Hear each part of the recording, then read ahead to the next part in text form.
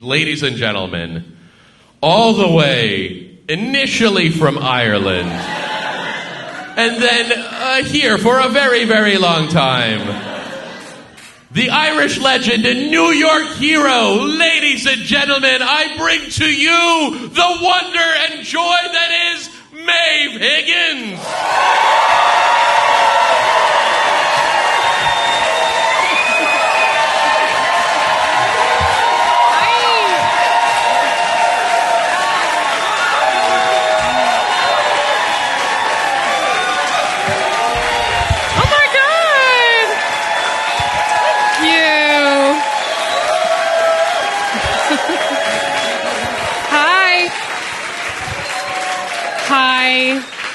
Hi, how are you?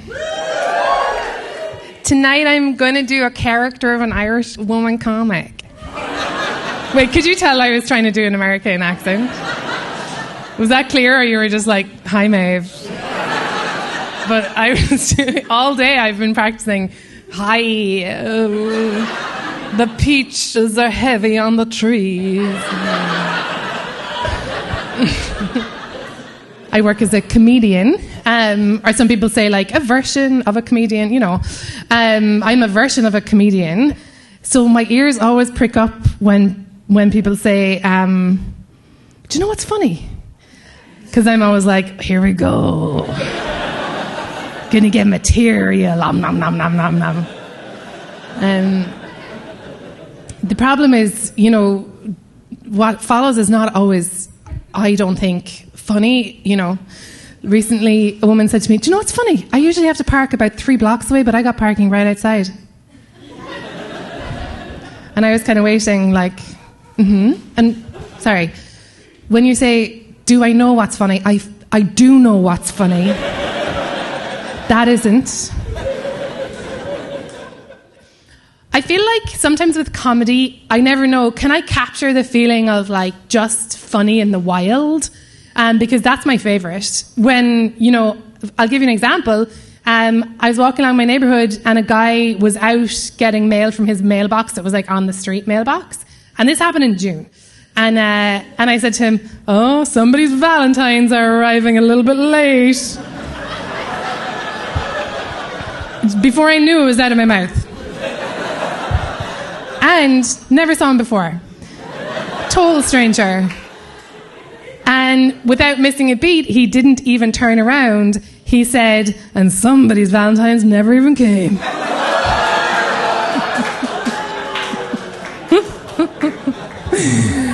And we laughed and laughed. I was like, So if I can get anywhere close to that with this album, I will be thrilled. And if that doesn't happen like tonight with all of you, it's going to be really tragic because I know I'll try and recreate that moment with that man or just like any other person I ever see at a mailbox. And I'll just like become one of those sinister neighbourhood people who just walks in, and the Valentines are late today. Did you get your Valentines? And what's she after? Chasing that high. But people do ask me every day, actually, Maeve, how do you do comedy, you know? Or I'm sorry, I'm just looking at my notes. Why? They say, why? Oh, that's a pity. Oh, that's quite hurtful, isn't it? It's a real shame. Unsettling. It's unsettling to read that in your notes just as you're recording, you know, an album. So I wanted to, you know, talk about airplanes, which is a real brave thing that not a lot of comics go there, you know. But famously, kind of, I'm an edgelord, and so people are expecting it, and I hope you're ready. Yeah, I missed a flight recently. I was at the airport on time, and the thing is, I was just sitting down looking at the ground. And then I thought, like, I should go to the gate. You know, I like forgot how it worked, I think. And so I thought, okay, I need to go and find my airplane. It's not going to collect me. So, you know, I was at the airport sitting down. And so then I went, you know, and I looked at where the gate is. It's very far away. and my flight was leaving in 8 minutes. So I did still make my way to the gate. And I even ran at one point. I mean, kind of. I was doing that, like, you know, when you run and laugh a little bit, like I know. I can't really believe this either. Like, I'm just kidding. When I was running to the airplane, I remember saying to myself this kind of very American instinct. I was like, you got this, Maeve. I think I heard like a person in a gym saying it to themselves before or something, and I was so embarrassed for myself. I was like running a little bit. I said, you've got this, Maeve. And like, I didn't have it. I never had it. And I'm never gonna get it. It's a lie anyway. You can't. If you don't have it, you don't have it. You can't do it. You can't change. Okay.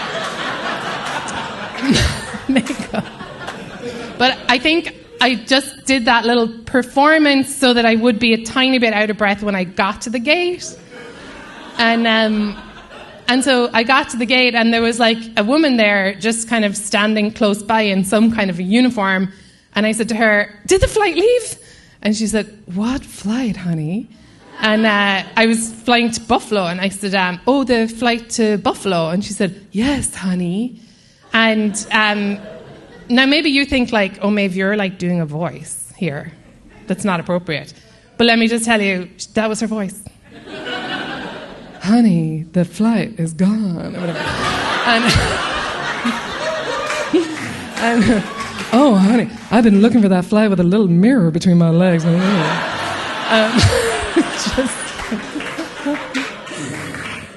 And so, yeah, I guess I missed it, and then it was actually, you know, this is the thing. It wasn't the end of the world. All I had to do was wait for 7 hours and just get a car from JFK to LaGuardia Airport, you know, and then get another flight there. It was actually perfect. And the good thing about that flight was I didn't vomit on that flight. So, you know, that's always a win, because that is something that happened to me once before. And it happened to me on an overnight flight to Ireland. Ever heard of it? Yeah. I was flying home to the old country.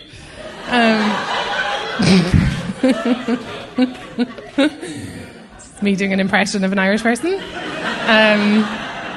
I go home to see Mammy.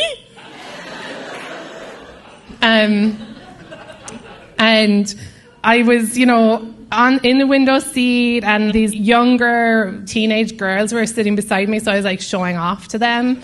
And I was saying to them, like, don't worry, it's just bumpy because, like, we're by the wheels or whatever, you know.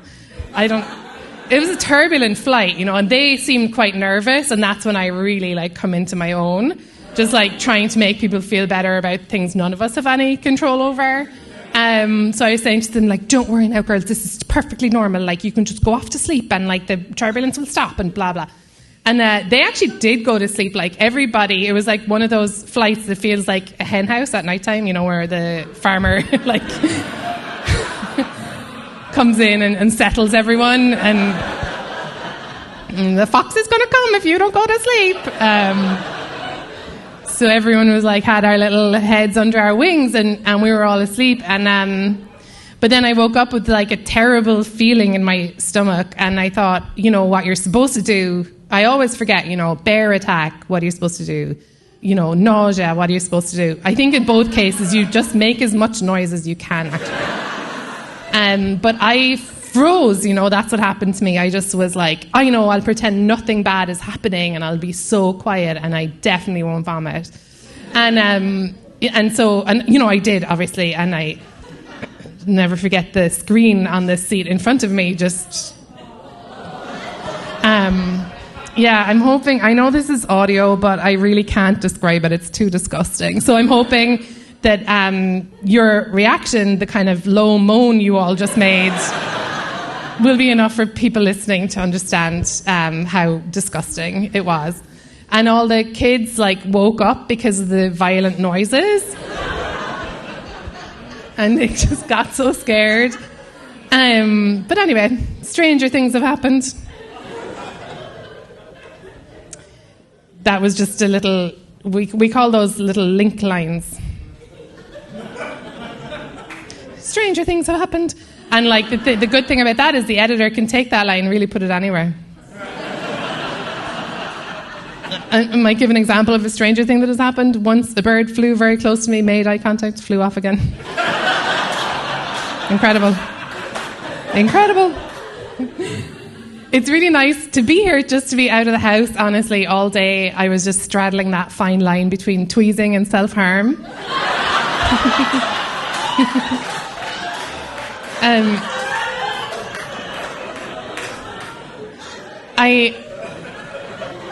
I put on a lot of makeup. For those of you who can't see me, wait, actually, let's see. Can any of you recognize what makeup I'm wearing right now? Does anyone want to shout out what makeup I'm wearing? Lipstick, yes. Blush, eyeliner, yeah. Mascara, good. Eyebrow stuff. Actually, this feels too personal. Sorry, I know, this is typical of me. I ask for it and then I really hate the person who gives it to me. But yeah, I'm wearing lipstick because I have, a tiny, cruel mouth. And and I use my mouth for comedy, so often it's confusing for people. If it's just it's like a line that a sort of mean-spirited animator drew on a character.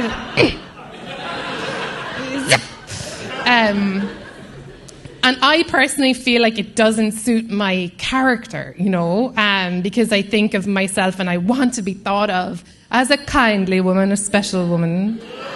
And so I don't want it to be like this sort of disappointed school teacher mouth, But it is that kind of mouth. It's the kind of mouth that looks like it should be saying, "You're just like your father."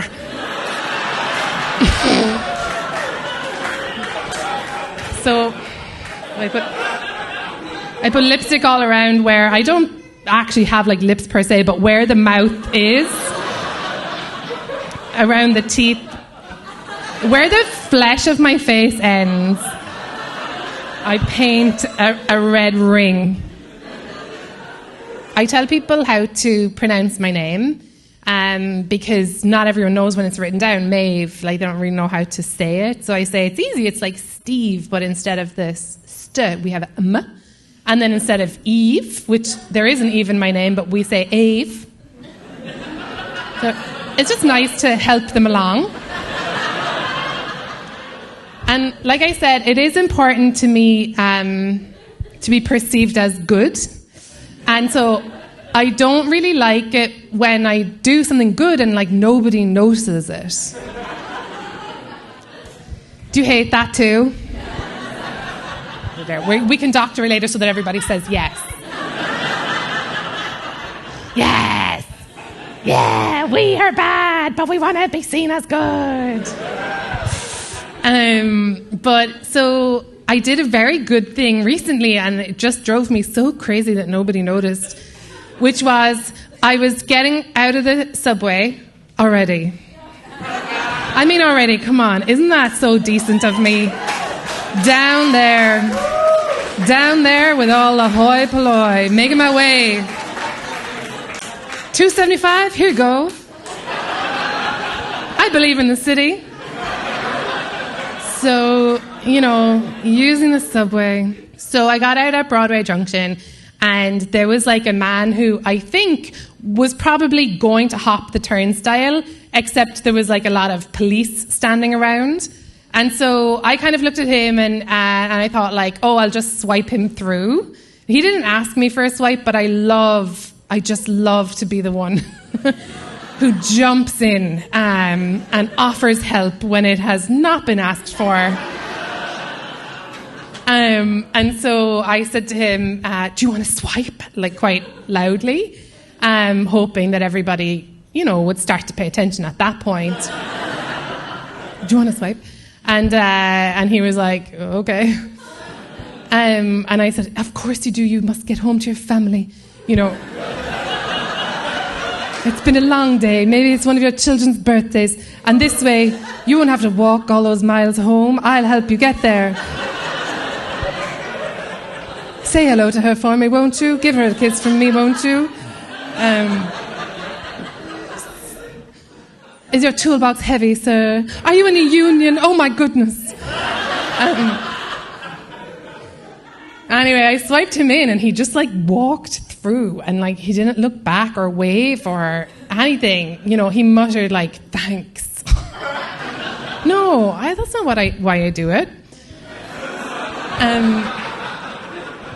I looked at all the police, sticking it to you, officer.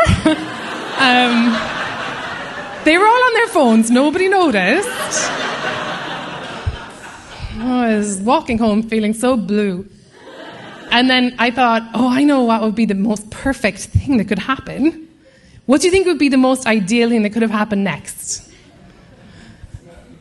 Say it again. He called me? No. What? Bought you food. Bought me food. Oh, that is a lovely idea, actually, but no.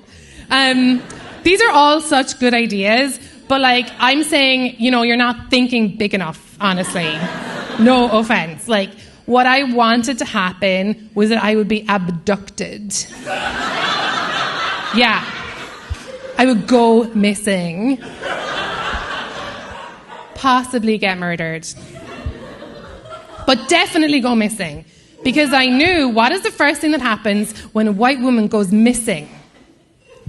The whole country shuts down. The whole country shuts down. Thank you, sir. Thank you, detective. Everybody would be focused. Where is she? What was she doing just before she went missing? Well.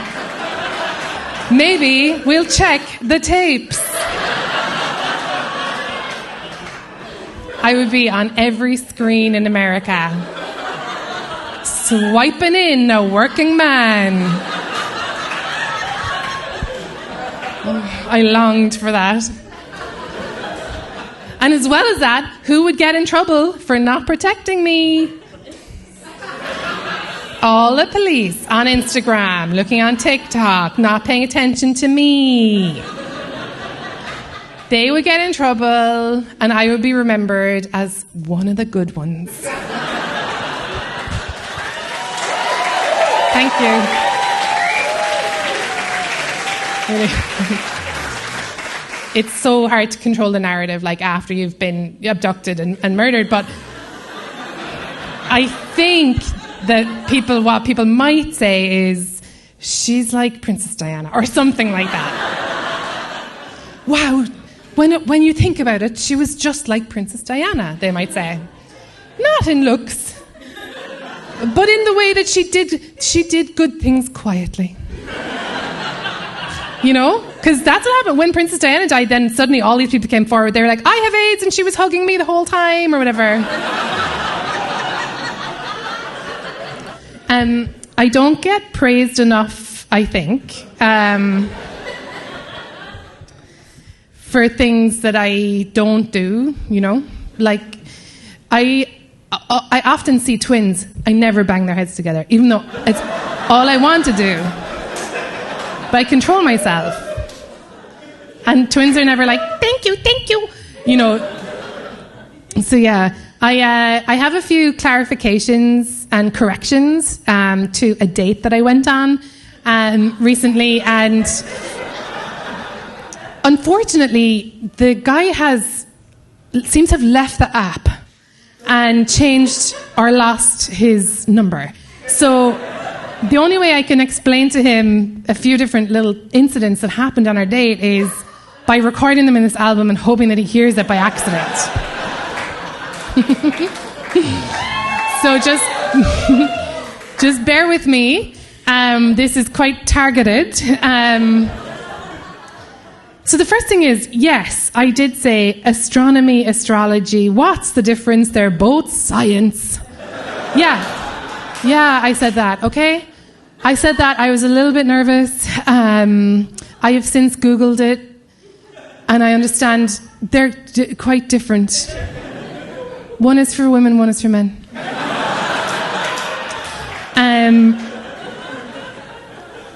And now, we were joking around, you and me, we were joking around, and I thought we were joking around. And when you said Barcelona, I thought you were joking when you said it that way.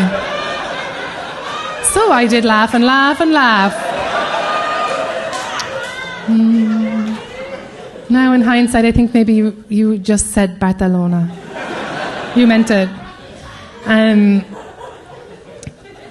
I just, in my defence, I'm sure I'm not the first person to read a menu and wonder out loud whether Cacio e Pepe are related to the Mario Brothers. I think that's actually just a normal question. I think that's a normal question to ask. I don't speak Italian. I'm sorry that I wanted to eat al dente, which means outside, in French. I thought you would like that. The text that I sent you, which did deliver, which is so weird because it's the last one that delivered before you had your accident. The text that I sent you actually wasn't for you. That was for my sister. He's the one. It's true what Mammy says. When you know, you know. Ding dong wedding bells. What I meant, and you would know this if you were my sister, was that my car was there. The driver was the one. It was the right one. So it was a security thing. And also, in my family, we say ding dong wedding bells. We mean good night. Yeah. So we actually don't. We're not even monogamous. I just started seeing somebody. Yeah. I mean, it's kind of strange to talk about, because it's like, it sounds a little bit delusional, I just started seeing someone. Yeah, I did, yeah. He's over there. He's by the window. Do you see that man in the rocking chair? Why is he crying? I just started seeing him. Maybe he's the one. The one. Beelzebub. The one to rule them all, Satan.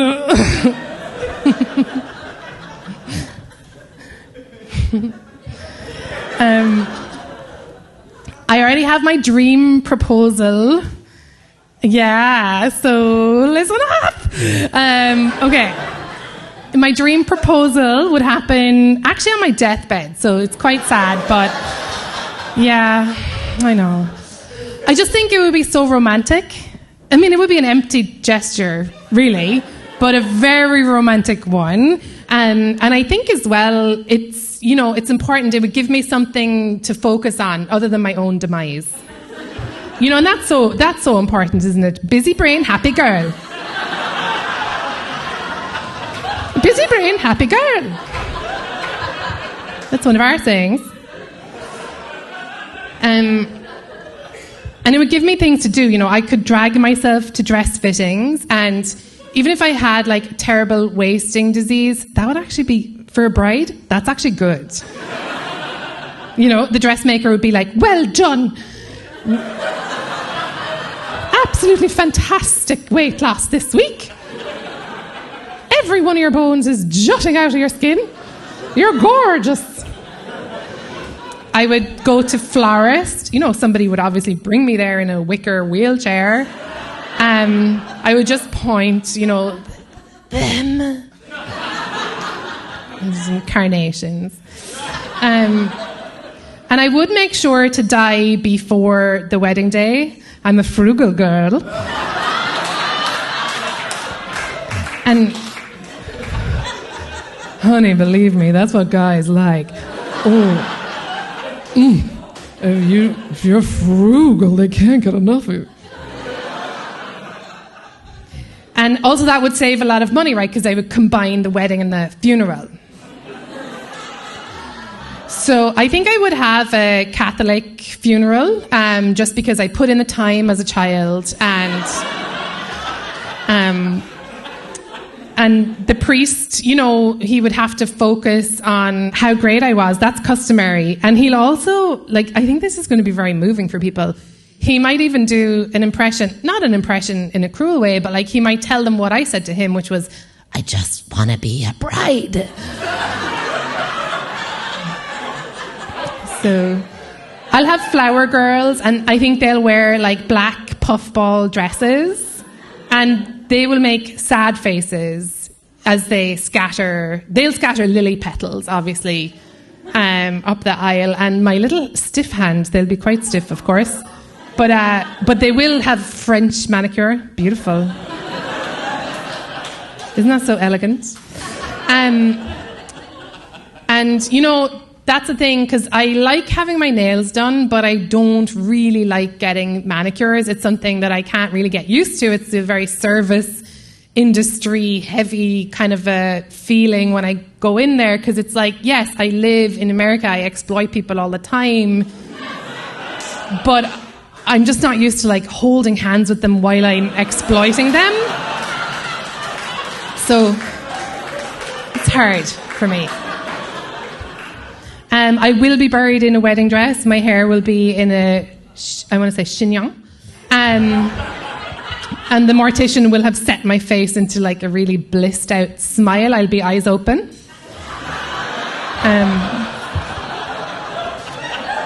And I'll definitely have a veil. That will be the one that my tearful fiancé just like lowers over my face before they clamp the lid on the coffin.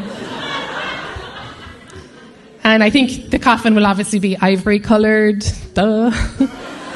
And then my parents will give speeches. Well, just my father, actually. I'll keep it traditional. And during his speech, I think he might let slip that I was indeed his favourite child. So I just hope that, you know, I will get that in the afterlife. I will get that confirmation. I am my mother's favourite. I know I'm my mother's favourite child because she would say to me ever since I was a small child, Maeve, it is your mental health I'm worried about the most.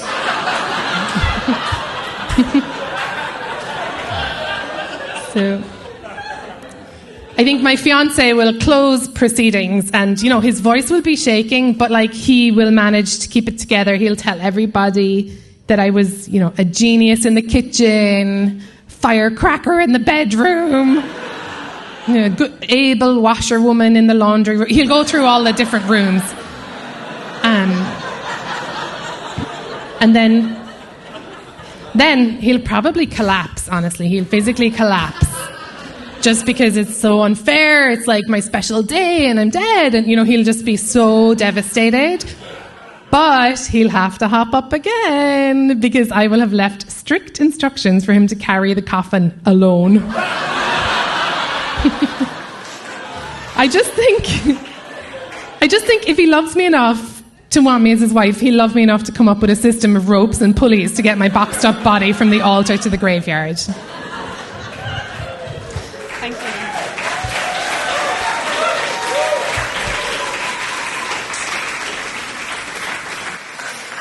Okay, I'm going to tell you a good way to make friends and make small talk, all right?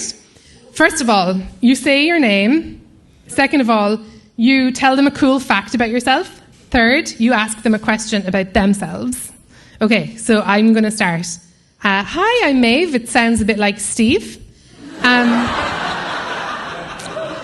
Something you might want to know about me is my favourite food is usually round, like a biscuit or a pizza. And then you leave it a beat and you ask a question about them. So you might say, do you ever feel so lonely that you put a hat on a lamp and you chat to the lamp with the hat on? You can also just give yourself a cool nickname if that makes you feel more comfortable. You know, you can be whoever you want to be. So sometimes I say, hey, what's up? I'm the Higgs bosun. Cool fact about me. Once I thought I saw Justin Bieber, but it was just a different little boy. And then, you know, you ask them a question. What's your mother's bra size? You know, anything you... Food is tricky for me. I mean, it often for me, food starts off as a treat and like gradually becomes a punishment. You know, get that Ben & Jerry's pint out and you start off being like, I deserve this. You know what? I do. I deserve this. And then it gradually becomes, oh, I deserve this. Yeah. I deserve it. I feel sick. And I deserve it. suppose I have considered cosmetic surgery, if I'm fully honest. I'm saving up, okay? I'm saving up money to get cosmetic surgery, and what I want to do is just get rid of the problem areas. Like for me, I'm perfectly happy with my, head, the front of it, that part, the face, we say with the face. I use my limbs a lot. You can see right now I'm holding the microphone. I'm walking around. Like I need my arms and legs. Really, for me, it's like my trunk, my torso that I need to get removed. So the surgery I'm hoping for is they'll just pop my head. They'll remove the trunk, the torso, and they'll just move the head down, making a kind of a star shape with a face in the middle. And I just think, what an irresistible silhouette. And let me tell you, men love a star-shaped woman. I feel like people would be like, Maeve, that silhouette. Oof. See her come tumbling in sideways to the door.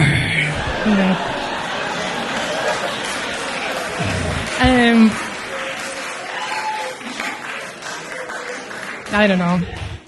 I mean, to be honest, I'm pretty happy with my beach body. Because mainly the beaches I go to are in Ireland, and I am just so built for an Irish beach, I can't even tell you. Okay, so Irish beaches are very stony, grey, sad places, and I look magnificent on them. Can't you picture me now just absolutely covered in scarves? Kind of shawls and scarves, almost completely wrapped up. The only thing, just like my kind of hooded eyes, like my melancholy emigrant eyes, just looking out at the water. Beach body, baby, ready. Oh, God. I know what I'll do. I'll do my characters and impressions. Okay, this is my impression of an Irish nurse. How are you feeling? Are you better? Do you want some medicine?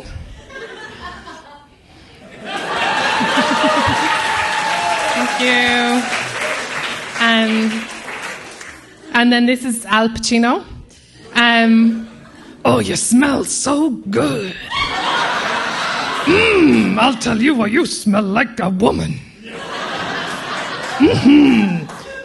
Give me that fast red car.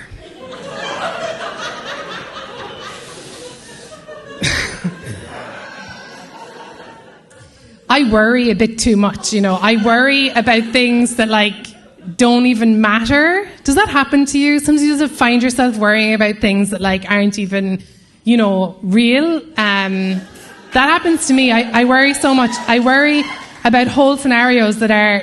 This is what I was worrying about the other day, okay? I was worried that I'd fall in love with somebody who runs hot, those guys that are just like, I run hot, Like kind of like the main personality they have is like they just feel a bit warmer than other people. So, oh my God, what if I end up with a man who runs hot? And then it starts building, doesn't it? This is anxiety where it starts building and building. And I was thinking, and then, what if something does happen to me where I do end up just losing a catastrophic amount of weight and just turning into one of these very thin, cold women. These thin women who are always like, well, you need to think about us when you put the AC temperature on. Okay, I have to bring 3 different cardigans to work. Something could happen where I get to be one of those very cold little women. And I'm married to this guy, and he just runs hot because the other thing about him is he's just physically in this great shape. And so he's just because he works. I mean, actually, he's a human rights attorney. But the thing is, he is also a volunteer firefighter. And so he stays in shape, not out of vanity or anything like that, but so that he can play with our children and so that, he can be a volunteer firefighter and when he's needed. And so he swims a lot. So he has one of those bodies that's like a triangle it tapers down. He's like swimmer's shoulders, triangle body, runs hot. So I'm just so concerned that like my husband's going to be like that, and that we'll have those. We'll just be in this constant back and forth, like not a fight, but like just like a little like like you want the window open, well I want the window closed, and then like we'll just chat with other couples about like little differences between them. And we'll tell them about us, like she's just so little and bony, and he's just like in great shape and he runs hot. And so at nighttime we don't know what to do. Obviously we just have rigorous sexual encounters all the time. But after that, when we go to sleep, it's like, what blankets do we use? Do we leave the AC on? I suppose my main fear is that like I'll wake up one night and I'll be shaking with the cold. I'll be absolutely shivering because I'll just be so tiny. And I'll look over at my husband and like, it'll be dark, but I'll be able to, my eyes will adjust because I'll be like shivering, teeth chattering, and I'll see him there and make out the contours of his incredible body under the sheet. And I don't want to interrupt him, because like he needs to be in court tomorrow for the indigenous people. And he was swimming tonight with the kids, and I just want to let him sleep, and I don't want to be, like, wake up, I'm cold. I don't want to be a nag. And he's going to get up with the twins, and so I'm just there. Lettuce and Fireball, they're called. And so I'm lying there. I'm just shaking, and actually, I don't forget how lucky I am, but sadly, I think, as I'm even thinking all that, that's actually like I'm drifting away, and it's because I have pneumonia and I die. Yeah.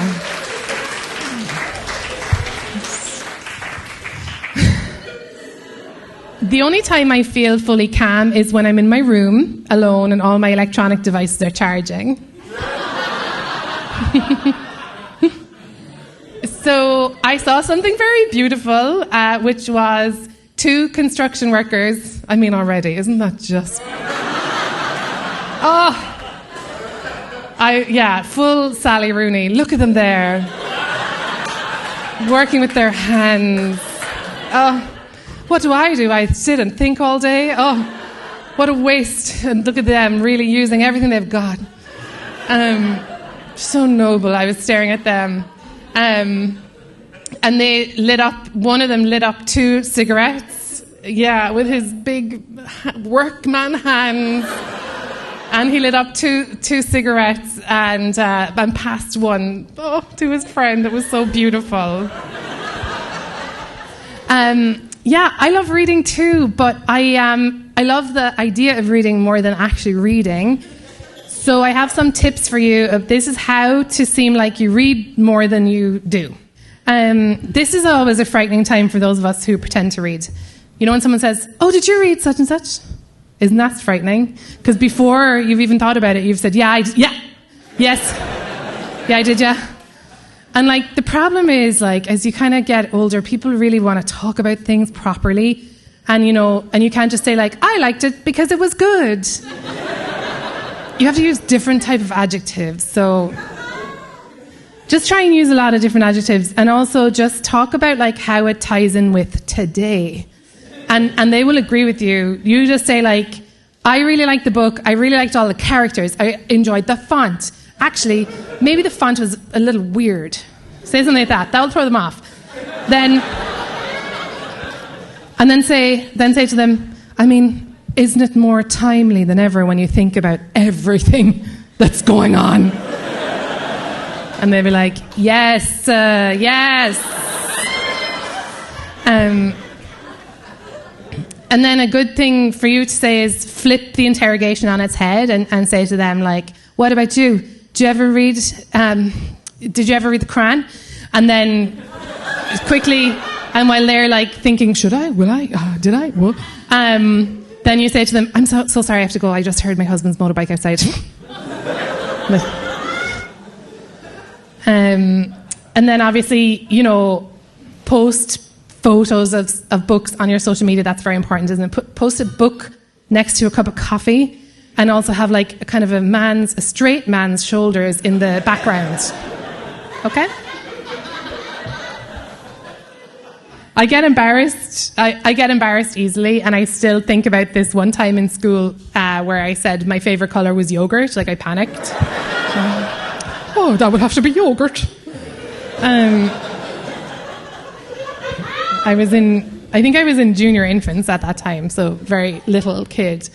In Ireland, we have kindergarten is broken up into two classes. One is called junior infants, and then the older class is called senior infants. Okay, so when you get your pipe and you get your email address and become a senior infant. But I had to check. I thought maybe I imagined that because I've been living here for a long time. And my cousin who's in the group, who's in a different school, she said, "Oh yeah, well in my school there was high babies and low babies."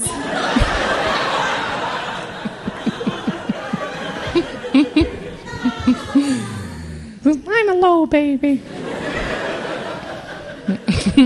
I'm a high baby. I do have a nephew who's much bigger than his age. He looks like he's about 4, and it's funny hearing like real 4-year-olds interacting with him. He's only 1.5, so he can't really even talk yet, and so they just include him in their little games, and I guess they just think he's quiet or something. And then one time I heard like one of the bigger, well, the same size but older children saying to him, "Hang on a second, are you a baby?"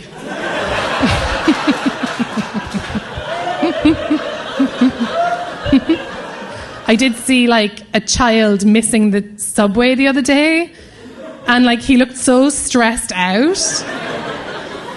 This child was small, like he was like, he was older than a high baby, but he was like maybe 6 or something.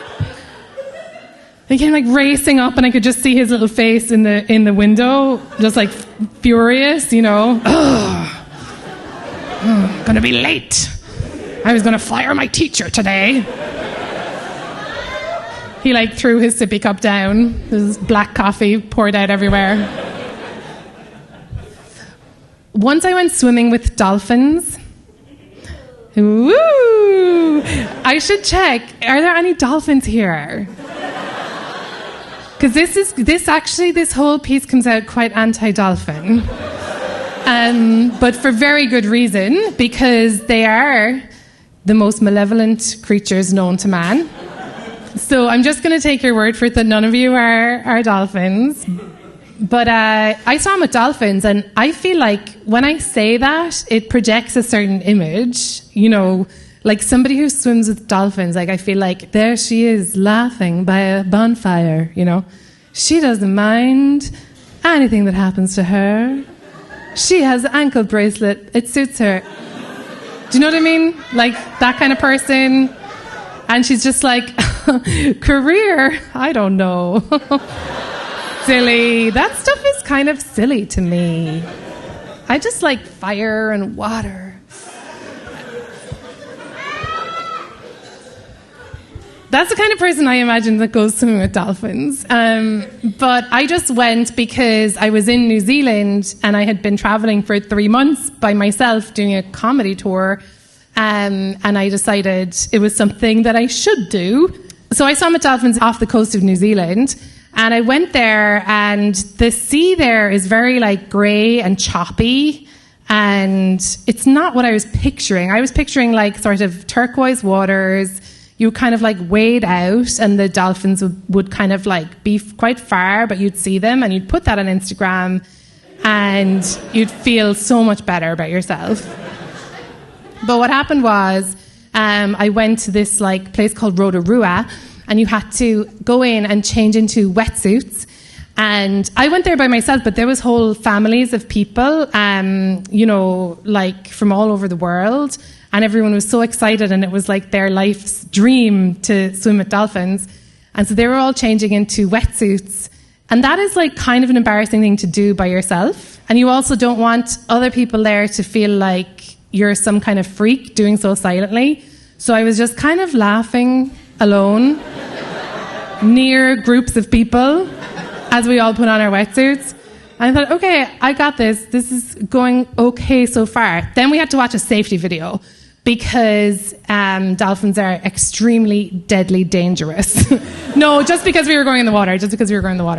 So we watched this like safety video, and during the safety video I realized really dolphins are very like fish, don't you think? Famously, they're not fish. This is their whole thing. We're not fish, we're mammals. You know, hey, we're just cool mammals, guys.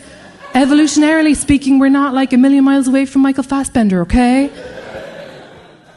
So I was watching this video, and the safety video was saying, you know, like, dolphins are incredible. Dolphins really empathize with people. They pick up on people's mood, and that's why if depressed people swim with dolphins, dolphins wake up the next day feeling like, oh, what's the point? And it was all this kind of propaganda for dolphins. But it was also like sinister things. Like, did you know dolphins can see behind them? Like, did you know dolphins have sharp conical teeth? I was like, no, and I wish I didn't know that. So then we all got on a catamaran and we went so far out to sea, like for 45 minutes. And it was so grey and windy and choppy. And then we were all given a pair of binoculars, and the woman said, okay, if you look out really carefully, really slowly, you might start to see like a school of dolphins breaking. And so then I like looked through my binoculars and I immediately saw hundreds of dolphins off one side of the boat, and I just thought like, I'm going to pretend I didn't see them. So I was like turned my head the other way, and then this one English girl, doesn't matter that she's English, she was like, oh look, I can see so many dolphins. Oh my God. Why did you go and steal their treasures? And so then everyone was so excited on the boat, and I was thinking like, I can't do this. I felt so scared. And then I felt like, come on, Maeve, you've come all this way. Like, you're literally in New Zealand, literally, you know, this is people's dying wish. Like, you can do this. And there was going to be 2 whistles from the tour guide. The first whistle was like, get ready. And then the second whistle was like, jump. But I was so scared that as soon as the first whistle blew, I just jumped off the boat. And the boat fully kept going. And I remember 2 things. I remember the water being incredibly cold, like so many knives stabbing me. And then I also remember being surrounded by dolphins very deep underwater, and not just dolphins that were standing up straight vertically, and dolphins that were standing up straight vertical laughing at me. And I felt so scared that I did what you're supposed to do. Calm, take a deep breath. So I started swallowing a lot of water, actually, because I was under the water. And then, like, the dolphins started to level, so they went from vertical to horizontal, which is like how I traditionally pictured them, but somehow that was even scarier. And then from each side, they started charging me and rolling me. Yeah. And then I started to, luckily, like, surface again. And I remembered that she had said, the tour guide said, look, if you get into trouble, you have to raise your right fist up in the air, like the Black Power salute. And so I felt okay about doing it at that moment. So I did it. And the boat was so far away, and meanwhile, all the dolphins were, like, rushing me. And I was thinking, I'm going to die. Like, they're going to kill me. And even worse than that, everyone's going to be like, she died doing what she loved. Oh, her dream come true. Swimming with dolphins. And then the boat came back, and, like, they had to, like, haul me back onto the deck. And the woman was like, oh, are you pregnant? Are you pregnant? And I was like, wait a second. Like, I know it's a wetsuit. It's not that bad. But the reason she thought I was pregnant, and this is the most sinister thing of it all, She said, dolphins are the midwives of the sea. She said, they were trying to drag me down so I could birth a baby dolphin. Ugh. Well, that's why wherever I go, I preach my anti-dolphin rhetoric. Thank you for letting me do that tonight. Okay, everybody. Thank you so much for coming. I'll see you after. Good night.